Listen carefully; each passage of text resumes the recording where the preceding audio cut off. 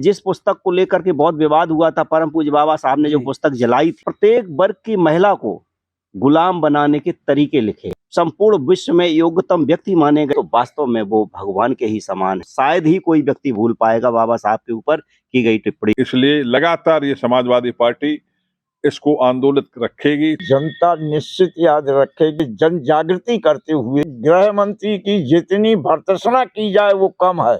उन्हें इतना अगर अम्बेडकर से कष्ट है तो छोड़ दे इस्तीफा, जाए घरे, ले जाके भगवान का नाम तर जाए। कौन रोकता है उनको? काहे चुपके भारत के गृह मंत्री के पद ले जाए, पूरे खानदान अपने को स्वर्ग ले जाए। स्वर्ग तो हुई दो, उसने कहा तुम बने रहो। भाई मोदी अगर उनसे कहा तो कह दो हमें स्वर्ग जाने है, छोड़ो हमें जान दो।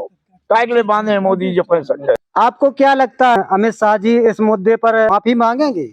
अगर नहीं माफी मांगेंगे तो देश उन्हें ठिकाने लगा देगा। देश का जो आक्रोश है, देश के आम जन का जो क्रोध है, वो उन्हें ठिकाने लगा देगा अगर नहीं माफी मांगेंगे।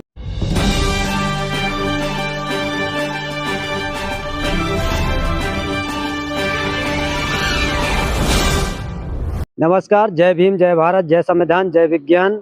मिशन न्यूज डीसीके में आपका स्वागत है। मैं इस समय पहुंचा हूं समाजवादी पार्टी कार्यालय पर, जहां पर नेता कार्यकर्ता मौजूद हैं और जिस तरह से गृह मंत्री अमित शाह जी ने जो बयान दिया था कि अंबेडकर अंबेडकर अंबेडकर, जितनी बार अंबेडकर अंबेडकर लोग कहते हैं उतनी बार अगर भगवान का नाम लिया होता तो 7 पुश्तें स्वर्ग में पहुंच जाती।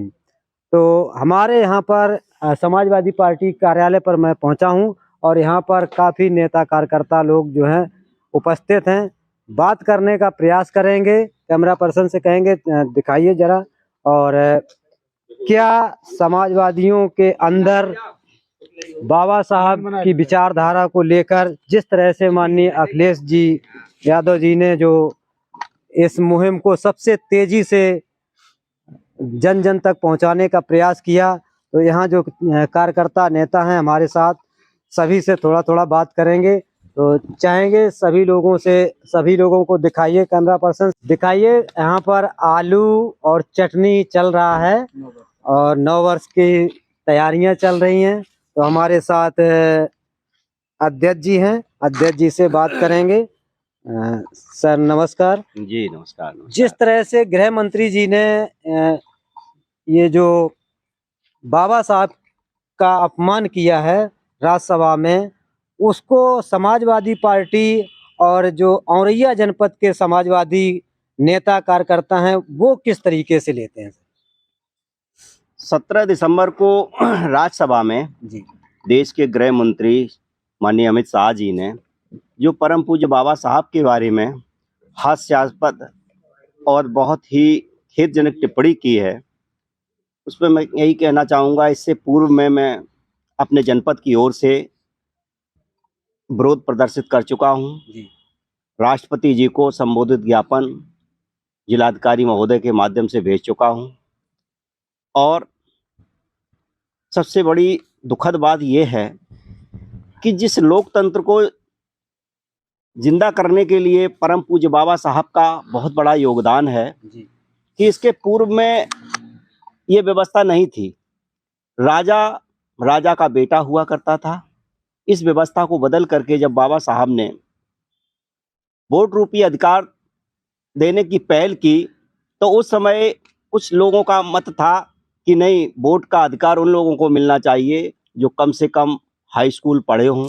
वोट का अधिकार उनको मिलना चाहिए जो लगान देते हों। और ऐसी स्थिति अगर होती तो पीडीए के बहुत कम लोग होते जिन्हें वोट का अधिकार मिला होता। इन सबको दरकिनार करते हुए परम पूज्य बाबा साहब ने प्रत्येक व्यक्ति को एक वोट रूपी अधिकार दिया और उस वोट का मूल्य सबका एक समान, चाहे गरीब से गरीब रिक्शा चलाने वाला व्यक्ति हो वो उसका भी मतमूल्य वही, और चाहे प्रधानमंत्री और कोई राष्ट्रपति हो उनके भी मतमूल्य एक समान। और ऐसा जो कार्य किया है, लोकतंत्र में हिस्सा लेने के लिए सबको समान भागीदारी दी है, तो ये संपूर्ण मानव समाज के लिए परम पूज्य बाबा साहब ने बहुत बड़ा कार्य किया है।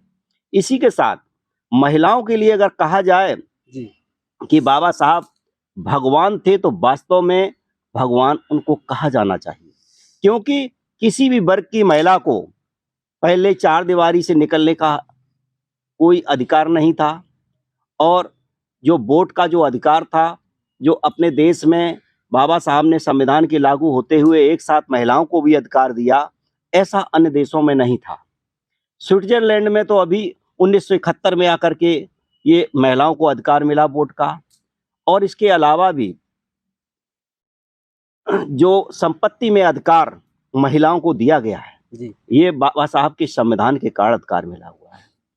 और इसके अलावा जो कामकाजी महिलाएं थी, जिनको मातृत्व अवकाश जो मिला, वो बाबा साहब ने संविधान के लागू होते ही उस अधिकार को दे दिया था, लेकिन अमेरिका जैसे देश में महिलाओं को अधिकार अभी 1993 में मिला करके।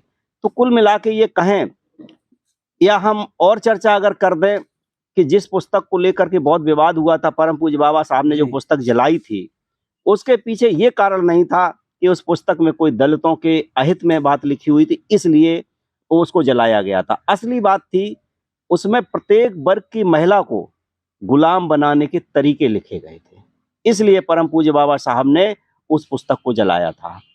तो कुल मिला के अगर हम लोग परम पूज्य बाबा साहब के जीवन पर अगर प्रकाश डालेंगे, देखेंगे, उनको बारीक से पढ़ेंगे कि उनको देश विदेश में इतना बड़ा सम्मान मिला, उनको ज्ञान प्रतीक कहा गया, यानी कि संपूर्ण विश्व में योग्यतम व्यक्ति माने गए। ऐसे व्यक्ति के लिए देश के गृह मंत्री जी ये बयान अगर देते हैं तो बहुत ही दुखद है, क्योंकि वहीं उनके प्रधानमंत्री जी एक तरफ ये स्वीकार करते हैं कि इस लोकतंत्र के कारण परम पूज्य बाबा साहब ने जो वोट का अधिकार दिया, उसी के कारण हम प्रधानमंत्री बने हैं। जी। और वहीं उनके गृह मंत्री जी ये कहते हैं कि अंबेडकर अंबेडकर अंबेडकर कहना एक फैशन बन गया है। इतनी बार अगर अंबेडकर का नाम लिया होता, बाबा भगवान का नाम लिया होता, तो शायद 7 जन्मों में स्वर्ग मिल गया होता। लेकिन वास्तव में किसी एक वर्ग के लिए वो भगवान से कम नहीं। जब इंसान को एक गुलामों जैसी जिंदगी जीने के लिए मजबूर किया जाता था, उस समय उन्होंने उनको बराबरी से आकर के इंसान जैसी जिंदगी जीने का मौका दिया, तो वास्तव में वो भगवान के ही समान है। धन्यवाद। जैसा कि भारत देश की जो जनता है, आम जनता, वो भूलती बहुत जल्दी है। इस मुद्दे को, बाबा साहब के अपमान को, क्या इस देश की जनता याद रख पाएगी? क्यों नहीं?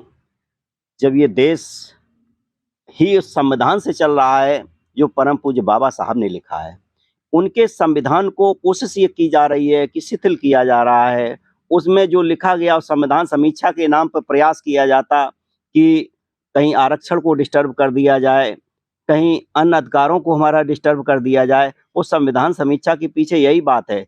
तो जब भी कोई इस तरह की बात आती है, तो निश्चित रूप से लोग आकलन करते हैं कि ये वही संविधान है कि जब इससे पहले की जो सरकारें थीं, तब लोगों के हितों में कार्य हो रहा था, और आज ये सरकार, इस तरह की सरकार आ गई। क्योंकि जब बाबा साहब ने संविधान को सौंपा था, उस समय भी ये शंका जाहिर की थी कि संविधान को जितना अच्छा बनाया जा सकता है उतना अच्छा बनाया गया है, परंतु इसकी उपयोगिता अनुपयोगिता तभी साबित होगी कि जो उसको चलाने वाले लोगों की जैसी मंशा होगी। मेरा कहने का मतलब ये था, जैसे कि नोटबंदी हुई, लॉकडाउन हुआ, पब्लिक परेशान हुई, लेकिन चुनाव के समय भूल जाती है अपनी परेशानियों को। उसी तरह से समाजवादी पार्टी, पीडीए, इंडिया गठबंधन इस मुद्दे को याद दिलाने के लिए क्या काम कर रही है? समाजवादी पार्टी चूंकि लोहिया और बाबा साहब के विचारधारा पर चलने ही वाली पार्टी है, प्रत्येक कार्यकर्ता को बहुत ही इस तरह की टिप्पणी से आघात लगा है, तो ये कार्यकर्ता कतई इस बात को भूलने वाले नहीं हैं, और चुनाव के समय निश्चित रूप से वो माकूल जवाब देने का काम करेंगे। नोटबंदी भूल जाना एक अलग बात हो सकती है, लेकिन ये किसी महापुरुष के ऊपर इस तरह की टिप्पणी की गई है, जिनको कि कुछ वर्ग तो एकदम भगवान की तरह मानते हैं, जबकि वो सच यही है कि वो संपूर्ण समाज के लिए ऐसा करके गए हैं। सबको जो है लोकतंत्र में हिस्सेदारी दे करके गए हैं। जो गरीब से गरीब व्यक्ति की एक पूंछ होती है उस वोट रूपी अधिकार के कारण, तो शायद ही कोई व्यक्ति भूल पाएगा बाबा साहब के ऊपर की गई टिप्पणी को। जी, चलिए हम थोड़ा थोड़ा बात आपसे भी जानना चाहेंगे। आप क्या कहना चाहेंगे इस मुद्दे पर? हमारा जो 17 तारीख को राज्यसभा में पूजनीय बाबा साहब के खिलाफ जो टिप्पणी की गई, जो समाजवादी लोग हैं वो बहुत ही गुस्से में हैं इस बात को लेकर कि किसी महापुरुष पर इस तरह की ऊंची हरकत, इस तरह की टिप्पणी नहीं होनी चाहिए जो किसी वर्ग को बुरा लगे। इसलिए लगातार ये समाजवादी पार्टी इसको आंदोलित रखेगी, क्योंकि अभी कुछ समय के लिए उसको स्थित कर दिया गया। जो हमारे पूर्व प्रधानमंत्री खत्म हो गए हैं, जी, इसके बाद इसको पुनः चालू किया जाएगा। इसी बीच में हमारे साथ पूर्व जिला पंचायत अध्यक्ष और पूर्व राज्य मंत्री जी और हम सबके संरक्षण कह सकते हैं, तो क्योंकि बहुत ही वरिष्ठ हैं जितने यहाँ पर लोग उपस्थित हैं, तो हम चाहेंगे कुछ पूर्व अध्यक्ष जी कुछ बोले इस मुद्दे पर। और क्योंकि आपको जितना अनुभव है शायद हम लोगों को उतनी जानकारियां भी नहीं है अध्यक्ष जी। देखिए, ऐसा है, हमारे दो साथियों ने, अध्यक्ष जी ने और पूर्व विधायक जी ने जो भी कहा, मैं जी। अपने को उससे सम्मत करता हूँ। जी आपने एक बात कही कि क्या जनता इसे याद रख पाएगी? जी जनता निश्चित याद रखेगी, क्योंकि समाजवादी पार्टी जनता के बीच लगातार जनसंपर्क करके जन जागृति करते हुए जनता को आगाह कर रहे हैं इस संबंध में आने वाले चुनाव की तैयारी के लिए। इसलिए निश्चित रूप से जनता याद रखेगी। और जहां तक बाबा साहब के संविधान की बात है, भाई अध्यक्ष जी ने बहुत सधे शब्दों में बताया। जी मैं तो स्पष्ट कहता हूं कि इस तरह के कृत्य की भारत के गृह मंत्री की जितनी भर्त्सना की जाए वो कम है। ऐसा ओछा बयान आज तक किसी भी राष्ट्र नेता के खिलाफ किसी राष्ट्रीय अधिकारी या पदाधिकारी ने देने का प्रयास ही नहीं किया, करना भी नहीं चाहिए किसी को। जैसा कि उन्होंने कहा कि जितनी बार अंबेडकर अंबेडकर अंबेडकर का नाम लेते हैं उतनी बार अगर भगवान का नाम लिया होता तो 7 पुश्तें स्वर्ग पहुंच जाती। क्या स्वर्ग में भी लोग पहुंच जाते हैं? शायद उन्हें इसका ज्ञान नहीं है। हालांकि अब वो हमारे प्रदेश में तो रहने वाले हैं नहीं, जहाँ के रह रहे वहाँ की उनकी क्या सामाजिक स्तर है उनका हम नहीं जानते हैं। भगवान केवल नाम लेने से नहीं किसी को मिलता है, भगवान मिलता है सच्ची श्रद्धा रखने से। वो श्रद्धा शायद उनके अंदर नहीं है। उन्हें इतना अगर अंबेडकर से इतना कष्ट है तो छोड़ दे इस्तीफा, जाए घरे, ले जाके भगवान का नाम तर जाए। कौन रोकता है उनको इसके लिए? काहे चिपके हुए हैं फिर भारत के गृह मंत्री के पद पर? खुद जाए स्वर्ग, अपने लोगों को ले जाए स्वर्ग, ले जाए पूरे खानदान अपने को स्वर्ग ले जाए। स्वर्ग तो हुई दो, बिना स्वर्ग तो उनके लड़का को जी को काका गा लिखना नहीं आता है। वो आज पूरे क्रिकेट का पूरे देश का अध्यक्ष बना हुआ है। किसने चुना उसे अध्यक्ष? ये कोई वो बताए किसी को, किसने अध्यक्ष चुना उनके बेटी को? गृह मंत्रालय से तो अच्छा स्वर्ग का पद हो गई, तो स्वर्ग जाना चाहिए, गृह मंत्रालय का पद छोड़ देना चाहिए। छोड़ देना चाहिए। कौन कहता? किसने कहा तुम बने रहो? भाई मोदी अगर उनसे कहा तो कह दो हमें स्वर्ग जाने हैं, छोड़ो हमें जान दो। काय के लिए बांधे हैं मोदी जो पैसा है? आपको क्या लगता है नेताजी अमित शाह जी इस मुद्दे पर माफी मांगेंगे? अगर नहीं माफी मांगेंगे तो देश उन्हें ठिकाने लगा देगा। देश का जो आक्रोश है, देश के आम जन का जो क्रोध है, वो उन्हें ठिकाने लगा देगा अगर नहीं माफी मांगेंगे। लेकिन भाजपा के नेता गलती करने के बावजूद भी कभी बैकफुट पे नहीं जाते हैं, माफी नहीं मांगते हैं, जनता फिर भी उनको वोट दे देती है। अब देखिए ऐसा है, तब फिर अगर आप सुनो चाह तो फिर एक किस्सा सुनाई दे। बिल्कुल सुनाइए सर। ऐसा है, एक सज्जन एक मुर्गा ले आई। मुर्गा के पंख नोचते रहे, नोचते सारे पंख उसके नुक्स गए। वो खाने की स्थिति में आ गया तो एक एक दाना वो डाले, मुर्गा उसी तरफ मुंह झुकाए के और दाना खाने लगे। अब वो ये भूल गया कि हमें खाने की सारी व्यवस्था तो उस व्यक्ति ने कर दी, ये हमें खाने को फिर रहा है और इसके बाद भी दाना पर झुका फिर रहा है। तो ऐसी स्थिति है। अभी भी हमारे समाज का कुछ दबा पिसर तबका ऐसा है जो उस दाने पर जो फ्री वाला बट रहा है उस पर कभी कभी झुक जाता है, नहीं ज्ञान रहता है। उसका हम लोग जगाने का प्रयास कर रहे हैं और निश्चित जागेगा भी।